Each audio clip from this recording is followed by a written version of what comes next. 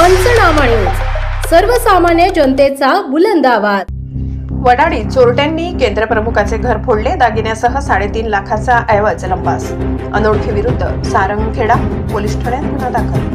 नंदुरबार जिल्ह्यातील शहादा तालुक्यातील वडाळी गावात रात्री 1:30 ते 2:30च्या सुमारास एका सोनाराचा दुकान फोडण्याचा चोरट्यांनी प्रयत्न केला, तर त्याच गावात एका कॉलनी शिक्षकाच्या घरात घरफोडीची घटना घडली आहे। या प्रकरणी सारंगखेडा पोलीस ठाण्यात अज्ञात चोरट्यांविरुद्ध गुन्हा दाखल करण्यात आलाय। चोरीचा प्रयत्न सराफा दुकानाच्या बाहेर लावण्यात आलेल्या सीसीटीव्ही कॅमेऱ्यात कैद झालाय।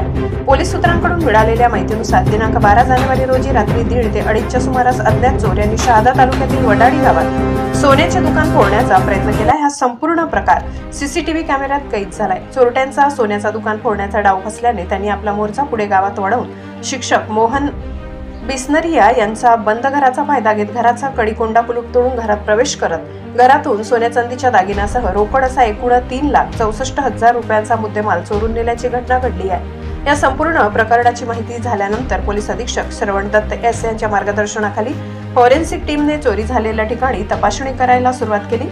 दिनांक 12 जानेवारी रोजी दुपारच्या वेळेस फॉरेन्सिक संपूर्ण तपास करण्यास सुरुवात केली। या प्रकरणी सारंगखेडा पोलीस ठाण्यात मोहन बिस्नरिया यांनी दिलेल्या फिर्यादीवरून अज्ञात चोरट्यांविरुद्ध घरफोडीचा गुन्हा दाखल करण्यात आलाय। पुढील तपास पोलीस उपनिरीक्षक किरण बारे करीत आहेत।